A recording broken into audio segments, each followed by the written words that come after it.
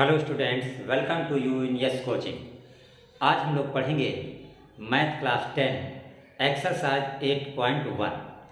नाम है त्रिकोणमिति, इंग्लिश में बोलते हैं ट्रिग्नोमेट्री। तो एक्सरसाइज 8.1 करने से पहले हम समझेंगे इसके कुछ बेसिक सूत्र, वो सूत्र जिनको आप याद करके समझ करके एक्सरसाइज 8.1 बड़े आराम से हल कर सकते हैं बिना किसी मेहनत के। जिन बच्चों ने अभी तक चैनल को सब्सक्राइब नहीं किया है, चैनल सब्सक्राइब अवश्य कर लें, क्योंकि मार्च 2022 के पहले एग्ज़ाम शुरू होने से पहले हम करने वाले हैं कक्षा 10 की पूरी मैथ, और उसके बाद इम्पॉर्टेंट जो है हम आपको गेस्ट पेपर, प्रश्न पत्र और मॉडल पेपर आपको समझाएंगे। अगर कोई प्रॉब्लम हो तो ये मेरा व्हाट्सएप नंबर है, आप इस पे भी हमसे पूछ सकते हैं और पूरा क्वेश्चन जो है समझ सकते हैं। तो एक्सरसाइज 8.1 शुरू करने से पहले बेसिक जानकारी में देखिएगा। जैसे मान लो ये कोई त्रिभुज बना हुआ है, ये हमने बना दिया एक त्रिभुज ABC। जनरली सामान्य रूप से आप जानते हैं कि ये BC क्या है, BC क्या है, आपका आधार है, और ये AB क्या है, लंब है। इसको लंब भी बोल सकते हैं और इसको आप ऊंचाई भी बोल सकते हैं। ये कोण 90 अंश है। 90 अंश के सामने की भुजा को हमेशा कर्ण बोला जाता है। तो यहाँ से आपने सुना होगा पाइथागोरस थ्योरम का एक सूत्र बनता है। कौन सा सूत्र है? लंब स्क्वायर प्लस आधार स्क्वायर बराबर कर्ण का स्क्वायर। हमने यहाँ नंबर 1 रख दिया। तो एक्सरसाइज 8.1 हल करने के लिए बहुत ही इंपॉर्टेंट ये फार्मूला है, लंब स्क्वायर प्लस आधार स्क्वायर बराबर कर्ण स्क्वायर। इसका इस्तेमाल कहाँ करेंगे? अगर किसी भी त्रिभुज में इन तीन में से, लंब आधार कर्ण में से कोई भी दो भुजाएं दी हुई हैं, तीसरी भुजा ज्ञात करना है, तो इसी सूत्र का इस्तेमाल करके हम तीसरी भुजा ज्ञात कर लेंगे। उसके बाद अगली चीज इसमें देखिएगा त्रिकोणमिति अनुपात।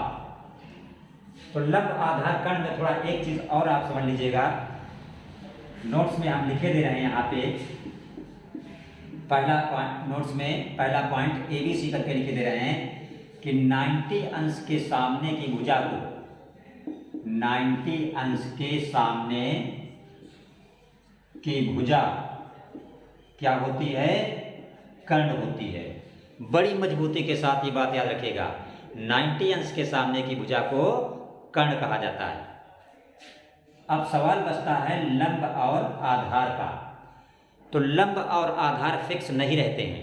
हम जिस कोण की बात करते हैं उसके सामने की भुजा हमेशा लंब होती है और दूसरी भुजा अपने आप आधार हो जाती है।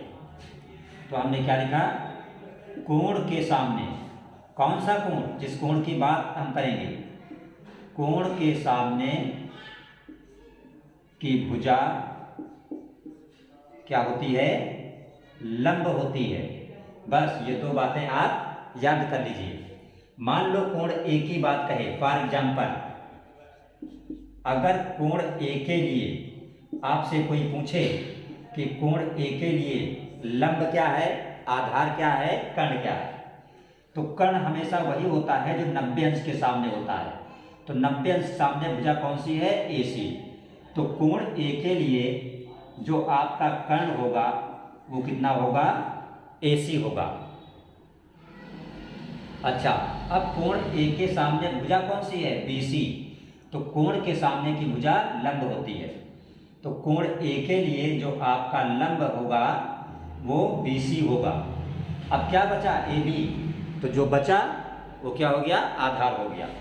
इसका मतलब आधार बराबर आपका हो गया AB।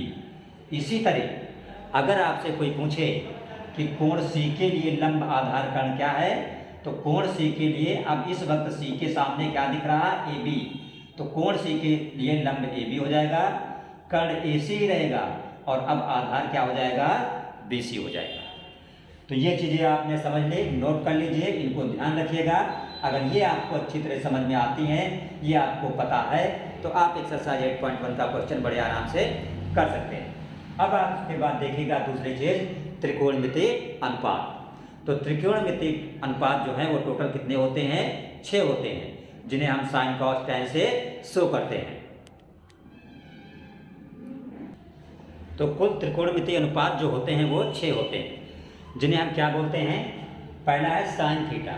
साइन थीटा बराबर होता है लंब बटे कर्ण। कॉस थीटा आधार बटे कर्ण। टैन थीटा लंब बटे आधार। थीटा क्या है? कोण है। सपोज कर लो हमने मान लिया ये कोण सी जो है ये थीटा है, तो अब इस कोण थीटा के लिए लंब क्या होगा? ए बी होगा, क्योंकि अभी अभी हमने आपको बताया कि कोण के सामने की भुजा को क्या कहते हैं? लंब। तो कोण थीटा के लिए ये क्या हो जाएगा? लंब हो जाएगा। तो जब ये लंब हो गया तो ये अपने आप क्या रह गया? आधार, क्योंकि ये 90 अंश है। 90 अंश के सामने की भुजा को हमेशा कर्ण कहा जाता है। तो आप इन 3 को याद रखिए, ये 3 अपने आप याद हो जाएंगे। साइन थीटा बराबर क्या होता है? लंब बटे कर्ण। कॉस थीटा आधार बटे कर्ण, और टैन थीटा लंब बटे आधार। तो साइन का अपोजिट होता है कॉसेक। अगर साइन लंब बटे कर्ण है तो कॉसेक इसका उल्टा कर्ण बटे लंब हो जाएगा। इसी तरह कास का अपोजिट होता है सेक, आधार बटे कर्ण, तो ये हो गया कर्ण बटे आधार। और टैन का अपोजिट होता है काट। अगर टैन है लंब बटे आधार तो काट हो जाएगा आधार बटे लंब।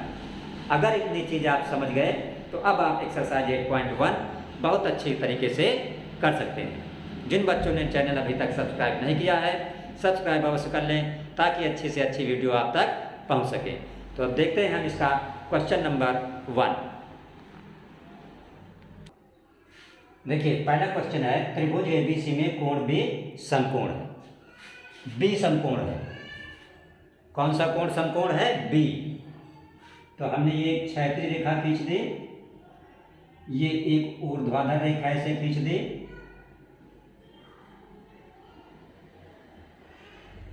तो ये कोण कितना हो गया? समकोण। समकोण का मतलब 90 अंश, 90 डिग्री। और यहाँ पे रख दिया बी। क्यों बी रखा? क्योंकि क्वेश्चन में बता रहा है कि कोण बी क्या है? समकोण है। अब हमने इसको मिला दिया, एक जगह ए रख दो और एक जगह सी रख दो, ये बन गया त्रिभुज ए बी सी। तो यहाँ पे ए बी जो है 24 है। ये ए बी कितना है? 24 सेंटीमीटर। और बी सी है 7। हमें निकालना क्या है? साइन ए कास ए, साइन सी कास सी। तो कोई भी त्रिकोणमितीय अनुपात निकालना हो, सबसे पहले आपको उस त्रिभुज के तीनों क्या पता होनी चाहिए? भुजाएं पता होनी चाहिए। तो लंब आधार पता है, हम पहले कर्ण निकालेंगे। तो सूत्र लिखेंगे, कर्ण बराबर अंडर रूट लंब का स्क्वायर प्लस आधार का स्क्वायर। तो कर्ण बराबर हो गया, लंब है आपका 7, तो 7 का स्क्वायर, आधार है 24, तो 24 का स्क्वायर। आप जानते हो 7 का स्क्वायर 49 होता है, और 24 का स्क्वायर, 24 को 24 से गुणा करोगे तो कितना हो जाएगा? 576। ठीक, समझ में आ रहा है? तो 49 और 576 जोड़ लो, कितना हो जाएगा? 625। अंडर रूट का मतलब क्या होता है? 625 का वर्गमूल। तो 625 का वर्गमूल निकालोगे तो आ जाएगा 25। तो आपका एक कर्ण जो है हो गया 25। तीनों भुजा पता है, कुछ भी निकाल सकते हो, कोई भी त्रिकोणमितीय अनुपात। तो सबसे पहले कह रहा है साइन ए, नंबर 1 में लिखा है साइन ए। आपने अभी पढ़ा था, क्या पढ़ा था? साइन ए बराबर लंब बटे कर्ण। तो साइन ए बराबर लंब बटे कर्ण। तो यहाँ पे लंब का मान रख दो, यहाँ पे कर्ण का मान रख दो। लंब किसके लिए? ए के लिए। तो ए यहाँ पर है, तो इसके लिए लंब क्या हो गया? 7 हो गया, बटे कर्ण। कर्ण वही रहता हमेशा जो 90 के सामने होता है, 25। ठीक है। cos A का फार्मूला लिखो, आधार बटे कर्ण। तो जब A के लिए ये लंब है तो आधार क्या हो जाएगा 24 और बटे कर्ण कितना है 25। नंबर 2 पे आ जाइए। साइन C क्या लिखा हुआ है साइन C। तो साइन C बराबर फार्मूला वही लंब बटे कर्ण। लेकिन अब लंब किसके लिए कोण C के लिए। कोण C कहाँ है ये है, तो इसके सामने लंब क्या हुआ 24 बटे कर्ण। कर्ण वही रहेगा हमेशा जो है। फिर आपका cos C, तो cos क्या होता है आधार बटे कर्ण। किसके लिए आधार कोण C के लिए। तो कोण C के लिए लंब है तो ये क्या हो गया आधार 7 बटे कर्ण कितना है 25। देखिए बड़े अच्छे तरीके से बड़े आराम से आपका क्वेश्चन नंबर 1 हल हो गया। अब हम लोग करेंगे इसका क्वेश्चन नंबर 2। अब देखिएगा क्वेश्चन नंबर 2, आकृति 8.13 में tan p minus cot r का मान ज्ञात करो। ये रहा आपका आकृति नंबर 8.13। देखिए ये एक पड़ा हुआ डंडा है और एक खड़ा हुआ डंडा है, तो ये कोण कितना हो गया 90 डिग्री। ठीक है, तो 90 डिग्री के सामने की भुजा को क्या बोलते हैं कर्ण। तो ये कर्ण हो गया 13 सेंटीमीटर और ये क्या हो गया लंब और ये क्या हुआ आधार। तो सबसे पहले tan p minus cot r निकालने से पहले सबसे पहले हम आधार निकालेंगे क्यू आर, क्योंकि आपको पता है कुछ भी निकालने के लिए कोई भी त्रिकोणमितीय अनुपात निकालने के लिए आपको उस त्रिभुज की तीनों भुजा पता होनी चाहिए। तो सूत्र लगा देंगे कौन सा लंब स्क्वायर प्लस आधार स्क्वायर बराबर का होता है कर्ण का स्क्वायर। ठीक है, तो लंब कितना है 12 तो 12 का स्क्वायर प्लस आधार पता ही नहीं क्यू आर है तो क्यू आर का स्क्वायर बराबर कर्ण। कर्ण कितना है 13 तो 13 का स्क्वायर। तो 12 का स्क्वायर का मतलब 12 गुणित 12 यानी 144 plus Q R square equal 13 का स्क्वायर में 13 इंटू 13 वो 169। तो आपका क्यू आर स्क्वायर क्या हुआ क्यू आर स्क्वायर हुआ 169। 144 को उधर ले जाओ माइनस 144। 169 से 144 घटा दो तो बचता है 25। क्यू आर स्क्वायर बराबर 25। तो दोनों तरफ आप वर्गमूल ले लो, तो क्यू आर स्क्वायर का वर्गमूल क्यू आर और 25 का वर्गमूल होता है 5। तो क्यू आर कितना निकल आया आपका 5 सेंटीमीटर। ठीक, अब हमें क्या निकालना है tan p minus cot r। तो हमने लिखा tan p minus cot r। tan क्या होता है लंब बटे आधार। ठीक है, और cot क्या होता है cot tan का उल्टा होता है, तो आधार बटे लंब।